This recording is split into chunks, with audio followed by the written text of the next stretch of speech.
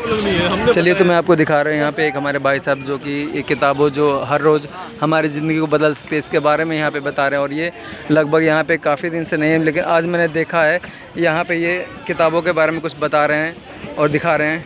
और इनसे हम कुछ जानने की और बात करने की कोशिश करते हैं इसके बारे में कि क्या इनको किताबें पढ़ने का भी शौक़ है कि नहीं, और या ऐसे बेचते हैं।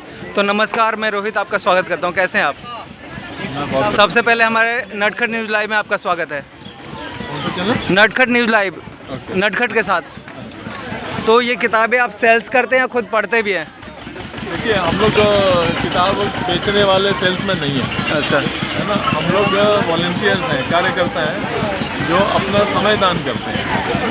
हमने अपना टाइम डोनेट किया है इस किताबों को समाज तक पहुंचाने के लिए। और ये एक पूरा मिशन है, इनिशिएटिव है। आप जो देख रहे हैं यहाँ पे तस्वीरें, ये किताबें जो हमारी ज़िंदगी बदलती हैं। तो ये सारी किताबें ऐसी हैं जो हमारे जीवन को बदलने वाली किताबें। और ये सब किताबें इस तरह की 3400 किताबें जो हैं वो लिखी हैं पंडित श्री राम शर्मा आचार्य जी ने, जिनकी तस्वीर आप यहाँ पर देख रहे हैं। आचार्य जी स्वतंत्रता सेनानी थे। आज़ादी की लड़ाई में बहुत इन्होंने संघर्ष किया, कई दफ़े जेल गए। इनकी घर की नीलामी वगैरह सारी जो अंग्रेजी शासन से जो वो उतारना होती थी वो झेला इन्होंने, है ना।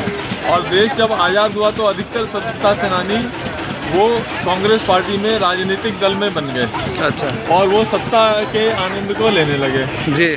उस समय पंडित श्री राम शर्मा आचार्य जी का कहना था कि हमें राजनीतिक आज़ादी तो मिली है, लेकिन नैतिक, बौद्धिक और सामाजिक, इन 3 स्तरों पे हम अभी भी उसी मानसिकता से प्रेरित हैं जो अंग्रेज़ों ने हमको दी थी।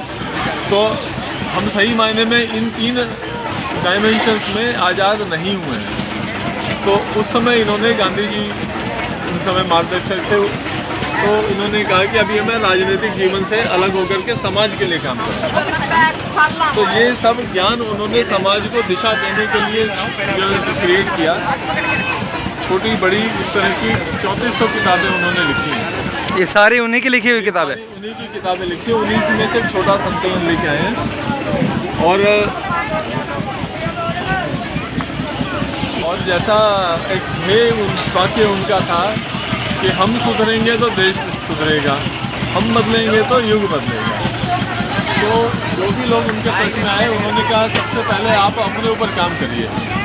तो ये जो किताबें हैं, इन किताबों को पढ़ के इसमें जो उनके विचार हैं उनको अपने जीवन में उतार के, और उससे हमारा जीवन कितना सुलझा और कितना संतोषप्रद हुआ, इस अनुभव के बाद ये प्रेरणा हमको आई कि इस ज्ञान को, इस समझ को हम दूसरे लोगों तक भी पहुंचाएं। लेकिन बहुत सारे लोग ऐसे भी तर्क वितर्क करते हैं कि किताबों में लिखी हुई हर बात ठीक नहीं होती, क्योंकि जो लेखक होता है वो अपने जीवन की बातें ही उसमें उतारता है। जी हाँ, जी हाँ। और वो अपना ही एक्सपीरियंस लोगों तक शेयर करता है। ठीक बात है। और ना कोई उसकी किताब को पढ़ के उस जैसा बन सकता है। ये देख सकता हूँ मैं? हाँ हाँ, जरूर जरूर। तो उसके ऊपर आप क्या कहना चाहेंगे? देखिए, लेखक कोई भी जो उनकी अपनी अनुभूति है या जो उनका अपना अध्ययन है या उनके जीवन का जो अनुभव है, उसी के आधार पर कुछ आगे लोगों को बता पाते हैं। और ये हमारे समाज की परंपरा रही। अगर भारतीय संस्कृति सबसे पुरानी संस्कृति कही जाती है और सबसे जीवंत संस्कृति कही जाती है, ऐसी संस्कृति कही जाती है जिसने पूरे विश्व को अपना परिवार माना, वसुधैव कुटुंबकम का भाव दिया, तो उसमें ये ऐसे ही ऋषि मुनि थे हमारे, जो सोशल साइंटिस्ट थे उस समय के, जिन्होंने अच्छी लाइफ के एसेंस जो उसको समझा। आप लोग आए, देखें किताबें प्लीज़, देखें। और उस अनुभव को उन्होंने अपने आने वाली जनरेशन्स के लिए, अपने उस ज्ञान को वो छोड़ करके गए। कुछ समय तक स्मृति के तौर पे था, फिर स्मृति के तौर पे था, फिर उसके बाद में वो लेखन में आया। तो ये सारी किताबें ऐसी जिनके अंदर प्राण है। आप इनको पढ़ेंगे तो इनके अंदर जो विचार हैं, उसके अंदर जो तथ्य हैं, और जो उस लिखने वाले की जो चेतना है ना, जिस चेतना का अनुभव उन्होंने इन कागज़ों के ऊपर में उतारा है, वो चेतना डायरेक्ट कम्युनिकेट करती है जो पढ़ने वाला। जैसे हमारे गीता में भी कहा गया है, भगवान कृष्ण ने अर्जुन को बार बार कहा है कि तुम्हारे अंदर स्वाध्याय की आदत होनी चाहिए।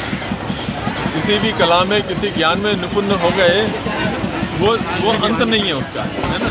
अगर हमारे अंदर स्वाध्याय की आदत है तो हम उस विषय के और जो जानकार लोग हैं उनके साथ हमारा कम्युनिकेशन अच्छा होगा, कनेक्शन होता रहता है और उससे हमको और जानकारियाँ मिलती रहती है, अपने अंदर सुधार और विकास के लिए हमको रास्ते दिखते रहते हैं। चलिए, तो यही अभियान है हमारा। चलिए, और नटखट न्यूज़ लाइव को आप क्या कहना चाहेंगे? नटखट नाम से ऐसे लगता है कि कुछ शरारत भरा, थोड़े समय की आनंद की बात है। हाँ। लेकिन हम कहेंगे कि आनंद की अगर दिशा ठीक है तो वो जीवन के अंदर वो जो है आनंद बना रहता है। और दिशा ठीक होने के लिए एक दिशा का ज्ञान होना चाहिए। जैसे एक जीपीएस हमारे फ़ोन में ऑन कर लेते हैं तो जहाँ हमको जाना है तो वो जीपीएस आपको पहुँचा देता है, चढ़ाव आते हैं, ये हमको आगे तक पहुँचाता है। तो ये ज्ञान जो है हमारे दिमाग के अंदर में एक जीपीएस देते हैं ताकि हमको जीवन को आगे सक्सेसफुल होने के लिए आज से 10 साल बाद, 20 साल बाद, अगर आपके बच्चे देखते हैं इसको, 50 साल बाद वो अपने जीवन से कितने प्रसन्न होंगे, कितने संतुष्ट होंगे, है ना।